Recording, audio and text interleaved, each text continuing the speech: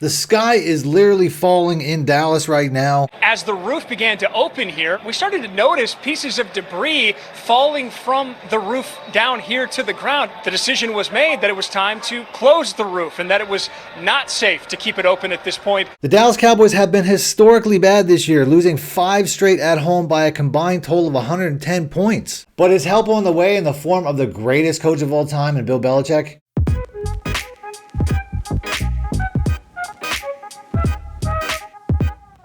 Hey, I'm Kevin Woodman. Welcome back to the Kevin Woodman Show. In today's video, the Cowboys have lost their 5th straight at home. They haven't started a season 0-5 at home in Jerry Jones' entire tenure as an owner, and that includes a season where they actually were 1-15. Cowboys 0-5 at home. They're allowing 37.4 points per game at home this year with a turnover margin of -11. They're one of 2 teams without a home win this season so far as we enter Week 12. The other is a team you do not want to be associated with in the NFC East, the New York Giants. First time Jerry Jones has ever started a season 0-5 at home. That includes the year they had 1 win. They've allowed 25 or more points in 5 consecutive games. That's the longest streak in the NFL. They've trailed by at least 20 points in 6 straight home games, starting with the loss that caused the all-in season. Wild card one and dunning by the Green Bay Packers. A far cry from last year's dominant 8-0 stretch in the regular season where they were pretty much unbeatable at home and they were blowing people out in pretty much every single game as well. So what changed? 5 straight losses now, 5 in a row at home.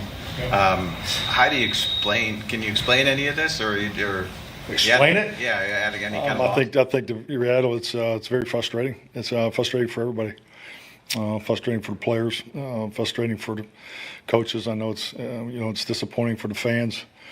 But we have a lot of moving parts going on, and we just have to be cleaner and more detailed in certain spots. We're not playing well enough, or execute well enough, coaching well enough to overcome some of the mistakes we're making at critical times in the game and didn't get it done. We just have to play cleaner in these tight spots and didn't get it done. We just have to play cleaner in these tight spots, Tight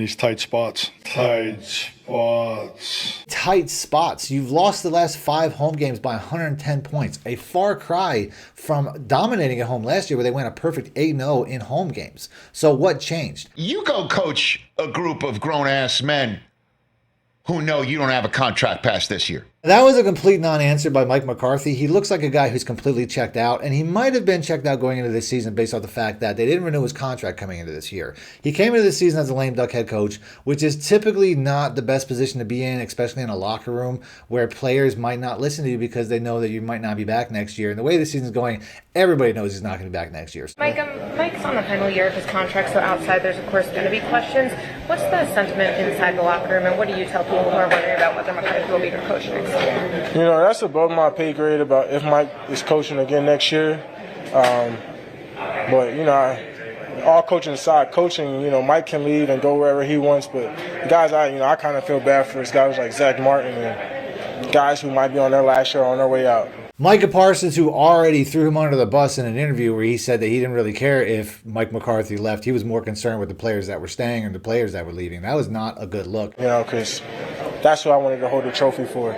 You want to win games and do great things with those type of legends who put in more time and work than Mike McCarthy ever did. Saying that they worked harder than he ever did kind of beckons back to that same article that I was talking about where Aaron Rodgers said that he was basically taking off team meetings to get massages. I don't know if he's doing that now. I'm not saying that he is, but I'm just saying that there is a work ethic concern that's coming up once again in the past when you hear, superstar players who are leaders of the team saying things like that. It makes you wonder, how hard is he trying right now knowing that they're 3-7 and that he's going to be out the door? How hard are the players responding to him? To me, it's only going to get worse as far as this season goes, but that's not a bad thing. They should be trying to lose. I know Jerry's pride will most likely not get him to the point where he's going to be wanting to lose games like a lot of teams are. You're seeing a lot of teams bench their quarterbacks like the Giants with Daniel Jones. I don't think that they're doing that because they want to win games. I think they're doing that because they want to see what they have in Danny DeVito or whatever his name is. But at the same time, they want to see if they could lose more games because they know that this draft class is pretty loaded, especially when it comes to quarterbacks. Not that the Cowboys need that, though. They'd probably be better off tanking tanking for Ashton Jeanty,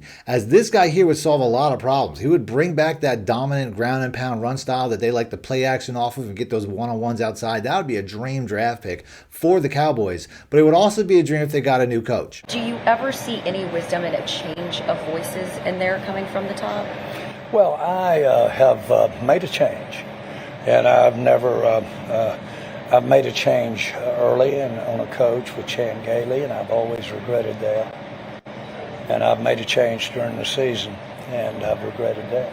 But there's not a lot he could do here. This is not a situation that he created. He basically was handed a very similar roster to what wasn't getting to where Jerry wanted to in the past, which was a Super Bowl victory. He was handed the keys to a very good roster, a very good team, and he didn't get any better with them. He didn't take them any further than the previous coaches, and that's not really on him. At the end of the day, you might have to look at other guys on the team, guys like Dak Prescott, who've been here the entire time, guys like Jerry Jones, who's continuously building this roster, but not doing things like bringing in free agents to potentially fill some of the holes that are needed, like he didn't do this year. Everybody knew, and I already made a video about how much he failed coming into this season, and I'll have that popping up on screen at the end of the video, maybe in the top right corner here if you guys want to check that out. But I already made a video about how he knowingly failed coming into this season by not having any running back at all. Is it surprising that they have the worst rushing offense in the NFL? Not really, if you're not going to go out and sign a running back that's worth becoming a starter, instead trying to just plug and play Ezekiel Elliott. They also didn't come into the season with a very good offensive line. I do think they have a lot of talent on their offensive line, but it's a bad mixture of aging veterans and young players that might have not been ready to start yet. Guys like Tyler Guyton, who was not expected to be a plug-and-play starter. He's not physically built for that. He might have a great future,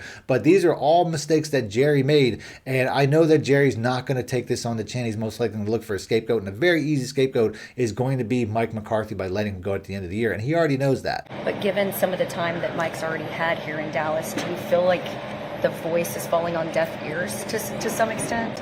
What voice? Do you feel like he's lost the locker room at all? Well, it's not so that lost the locker room. I remember John Madden and Al Davis called me after we won one game the very first year, and he said, well, at least you didn't lose the team or the locker room. I said, well, what's that? How do you lose a team? You misplace them on the road or what? And I'm not trying to be cute here, but they say, well, you didn't lose it.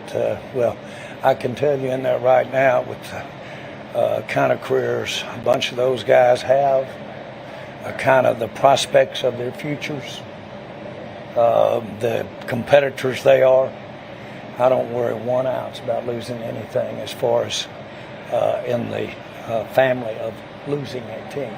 Now, it kind of feels like there that Jerry's laying the groundwork for losing more games without actually losing the team, because that's probably the smartest thing to do at this point. You want to try to lose so that you can get a better draft pick in every round, not just the first round. I don't know if Ashton Jeanty's going to go in the first round or Hyde's going to go in the first round. I would imagine he would, but all that's going to fall out later. But at the end of the day, you want to be as high as you can in all these rounds so you get the best players in every round. That's just the best way to do it. I don't know if Jerry can continue to allow his ego to allow the Cowboys and their brand to continuously lose, because that's something that's, obviously he cares a lot about. He cares about the public perception. But at the end of the day, I do feel like it's probably a good idea for them to lose as many games as possible so that they can fill some of these holes with draft picks, because they don't typically go out in free agency anyway. So to have better draft capital would probably be the best way to fix this team and fix this roster. I think the team needs a hard reset. Right. I think that the hard reset is somebody like Belichick or Vrabel. Just hand it off. Now, a lot of people have been saying that Bill Belichick, including on the Monday night broadcast, was saying that Bill Belichick was in the Dallas area, but it was not because he was meeting with Jerry Jones. He was there because he had a previously scheduled engagement. But still, a lot of NFL rumors are going around saying that Bill Belichick to the Cowboys might be a real thing.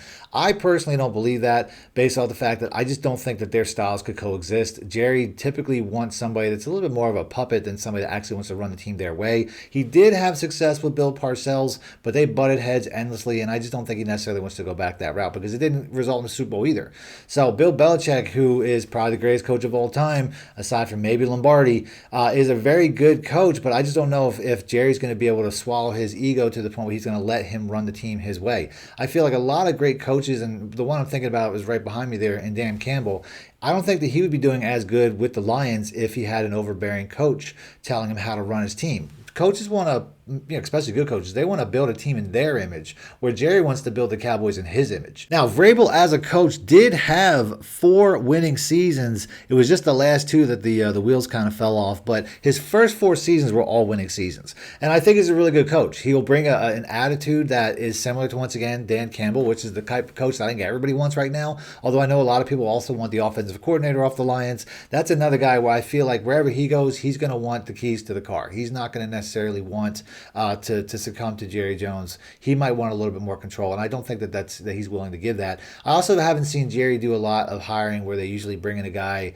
that they want to grow, a young coach like that. Typically, he goes for a little bit more experienced coaches or ones that are a little bit more of a built name, and I feel like he's probably going to go that route again. And I think Vrabel's actually perfect. So if you're a Cowboys fan, let me know in the comment section. Do you think that's a good name, or are you still all in for Belichick? So I'm going to go ahead and end the video there. Like I said, I already did make a video about Jerry. I'll have that popping up on screen somewhere. So if you guys want to see that and the failings of Jerry Jones building this roster, make sure to click links.